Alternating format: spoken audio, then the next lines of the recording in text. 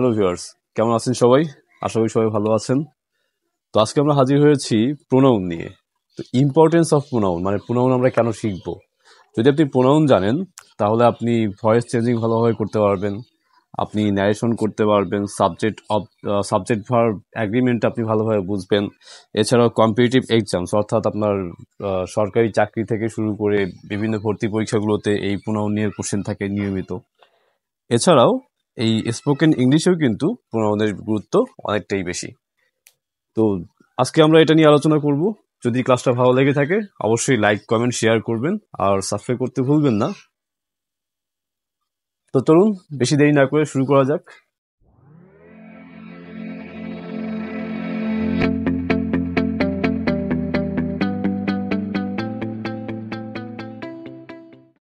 Pronoun শব্দের বাংলা অর্থ হচ্ছে সর্বনাম। তো প্রোনাউন কাকে বলে? Pronoun is a word which substitutes a noun. Pronoun একটা শব্দ যা নাউনের পরিবর্তে বসে। তো এক্সাম্পল হিসেবে আমরা এই দুইটা সেন্টেন্স নিয়েছি, একটু দেখি। Raya is a good girl. Raya একজন ভালো মেয়ে। She goes to school regularly. সে স্কুলে নিয়মিত যায়। আচ্ছা, স্কুলে কে যায়? স্কুলে সে যায়। তো সে আসলে কার পরিবর্তে ব্যবহার করা হচ্ছে? রায়ার পরিবর্তে। তো এই কারণে এই শি হচ্ছে এই সেন্টেন্সে একটা প্রোনাউন। আবার এটা দেখেন, আই ডিড ইট মাইসেলফ। আমি নিজে এটা করেছি। তো আমার অবশ্যই একটা নাম আছে, তো আমার নামের পরিবর্তে এটা ব্যবহার করা হচ্ছে। আবার আমি নিজে এটা করেছি, তাহলে আমার নিজের একটা নাম আছে অবশ্যই, সেই নামের পরিবর্তে এটা ব্যবহার করা হচ্ছে। তাই এইটাও একটা প্রোনাউন। তো এই প্রোনাউনে অনেকগুলো প্রকারভেদ আছে, তো এতগুলো জানতে হবে না, শুধুমাত্র যে কয়টা না জানলেই নয় সে কয়টা আমরা আলোচনা করব। তো একটা লাইক করে দিন অবশ্যই সেজন্য। আর চলুন প্রকারভেদটা দেখা যাক।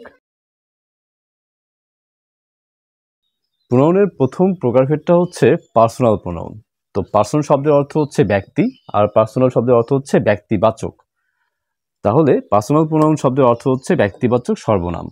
তো এই প্রোনাউনটা সাধারণত ব্যক্তি, বস্তু বা স্থানের নামের পরিবর্তে বসে। এক্সাম্পল হিসেবে বলা যায় I, me, my, you, your, he, she, it ইত্যাদি। এই সবগুলো হচ্ছে পার্সোনাল প্রোনাউন। তো এরপর আছে রিফ্লেক্সিভ প্রোনাউন। রিফ্লেক্সিভ কি? রিফ্লেক্সিভ হচ্ছে যেটা রিফ্লেকশন করে, মানে নিজেই নিজেকে বোঝায় আর কি, নিজেই নিজেকে বোঝায় এরকম প্রোনাউন।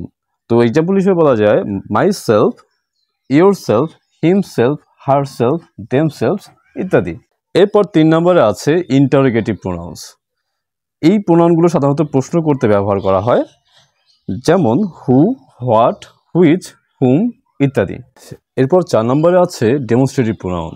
এই প্রোনাউন সাধারণত কোনো ব্যক্তি বা বস্তুকে নির্দেশ করে। এক্সাম্পল হিসেবে বলা যায় দিস ইজ মাই পেন। এই দিস শব্দ দ্বারা পেনকে নির্দেশ করা হচ্ছে, তাই এইটা হচ্ছে এখানে ডেমনস্ট্রেটিভ প্রোনাউন। আবার দ্যাট ওয়াজ মাই আঙ্কেল। তিনি ছিলেন আমার আঙ্কেল।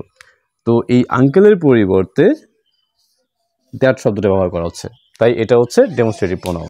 এরপর আছে ডিস্ট্রিবিউটিভ প্রোনাউন। ডিস্ট্রিবিউট শব্দের অর্থই হচ্ছে আলাদা করে দেওয়া। তো কোনো ব্যক্তি বা বস্তুকে আলাদাভাবে নির্দেশ করার জন্য এই প্রোনাউনগুলো সাধারণত ব্যবহার করা হয়, যেমন ইজ, আইদার, নাইদার এটসেট্রা। এরপর আছে রিসিপ্রোকাল প্রোনাউন।